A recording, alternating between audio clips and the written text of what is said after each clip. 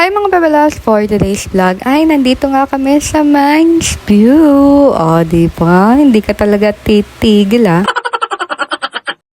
At ayun na nga mga babalas, nandito kami sa Baguio. So ayan, ang tagal na to, ngayon lang na-upload. Sorry naman. At ayan, ang dami mga plants dito. Ang gaganda. Ayan, pwede kayo mamili dyan. Dati bumili ako dyan yung sili na may violet. Kaso nga lang, hindi siya nabuhay ng matagal.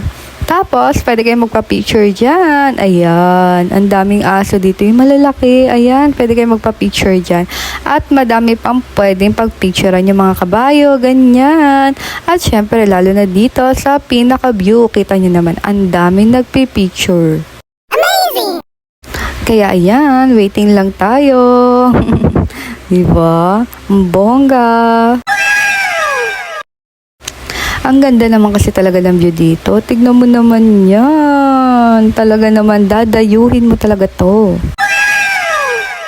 At ayan, turn na natin. So ayan, nakapag-video na tayo dito. At nakapag-picture sa napakagandang Mines View. Pumunta din kayo dito mga bebelaws. Pag nandito kayo sa Baguio, ay sulit. O, diba? Pak!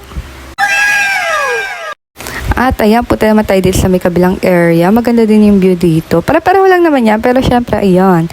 Ipin na natin yan. Dahil nandito tayo, sulitin na yarn.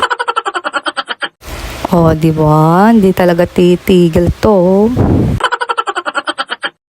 Oh, pak aura. Di ba? So, syempre, picture and after na, pumunta na kami dito sa mga bilihan ng pasalubong. Dito lang dito sa Mines View, mga bebelaws. Dito yung mga ayan, no, may 7 for 100. Talaga naman, dito kami namili ng mga pampasalubong damit at syempre, bumili din kami ng taho, ube, at strawberry. Di ba? Kailangan ma-feel natin yan. Talagang nandito tayo sa Baguio. Kailangan itry nyo yung mga ganyan. Tsaka yung ice cream, strawberry ice cream. Ay, ang sarap din no, mga bebelaws. Perfect! And that's all mga bebelaws. Thank you all for watching. Bye!